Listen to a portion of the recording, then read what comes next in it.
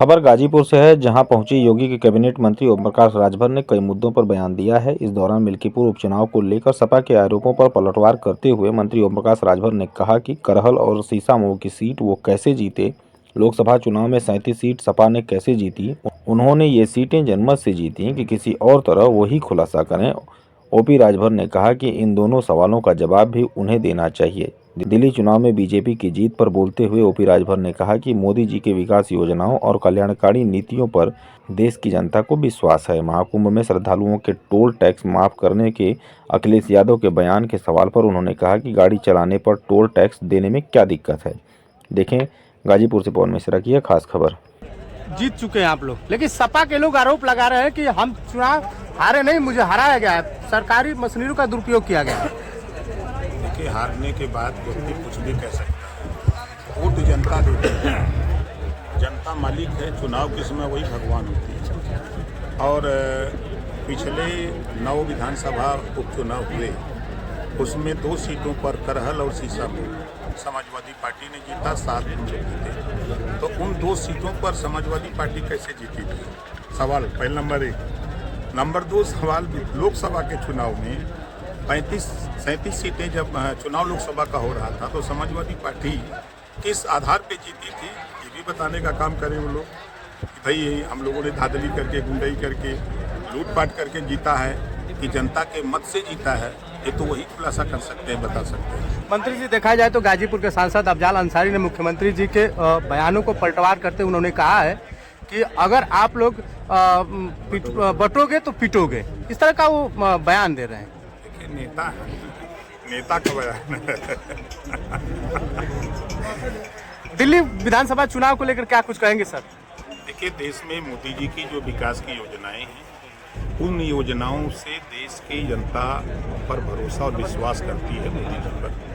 चाहे वो आयुष्मान कार्ड हो, चाहे किसान सम्मान निधि की बात हो, चाहे बैंकों में खाता जो खुला, पहले हम ही आप बैंक में खाता खुलवाने के लिए सोर्स बढ़ाते थे। यही गैस सिलेंडर लेने के लिए हम लोग बहुत मेहनत की लाइन लगती थी, तब हो पाता था। वो योजनाएं जो बन रही हैं, उस गरीब को जिसको राशन मिल रहा है, दोनों टाइम खा रहा है, तो मोदी जी को देखा कि दूसरे। अच्छा, देखा जाए तो कुंभ को लेकर सपा मुखिया अखिलेश यादव ने जो श्रद्धालु जा रहे हैं उनको जो टोल टैक्स लगता है उसको फ्री करने के लिए कह रहे हैं। कहाँ टैक्स लग रहा है? आप गाड़ी चलाएंगे सड़क पर, आप पहले देखिए, पहले जो दूरी 6 घंटे में तय होती थी, ऐसे हम गाजीपुर से अगर हम बलिया लखनऊ जाते थे तो हम लोगों को दूरी 5 घंटे 6 घंटे लगते थे। आज हम 3 घंटे में लखनऊ जा रहे हैं। 3 घंटे का समय आपका बच रहा है, 3 घंटे में आमदनी करेंगे तो टोल टैक्स देने में क्या दिक्कत है? मंत्री जी, आप घरौनी का बात किए हैं और घरौनी की स्थिति यह है कि इनका छप्पर उनके जमीन में और उनकी जमीन उनके खाते में हो गई, इसके लिए क्या समाधान है? उसमें भी आप कंप्लेंट करिए, उसका सुधार भी करने की व्यवस्था उसमें है। धन्यवाद।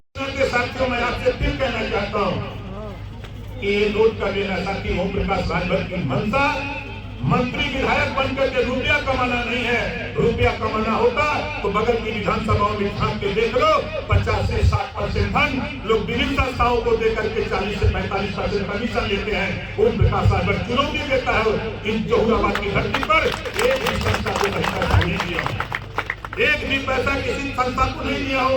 और हमारी कोशिश होती है कि 100 मीटर, 200 मीटर, 300 मीटर, 400 मीटर जो लिंक मार्ग में नहीं जुटा उसको जोड़ने का। बहुत सी योजनाओं की जानकारी हमारे गांव में नहीं मालूम होता है, उसको बताते रहते हैं, घूमते रहते हैं। साथियों, इस नाते नाली की समस्या अभी कुछ साथी हमको बता रहे थे, एक नई योजना हमारे पंचायती राज विभाग के अधिकारी हैं, अगर नाली बनाने के लिए रास्ता नहीं है तो आप गांव में आप सोखता बनवा लो, आपके पानी जो है उसी सोखता में चला जाएगा। आपकी समस्या का समाधान करने के लिए हम लोग संकल्पित है। बशर्ते कुछ एक कदम आप बढ़ाओ, एक कदम हम बढ़ाए, दोनों लोग मिल करके विकास के रास्ते की तरफ हम लोग बढ़े। इसी बात के साथ पुनः प्रदीप जी को धन्यवाद देते हुए अपनी गाड़ी को विराम देता हूँ। जय हिंद, जय भारत। जोरदार ताली बजा करके प्रदीप जी का स्वागत करिए।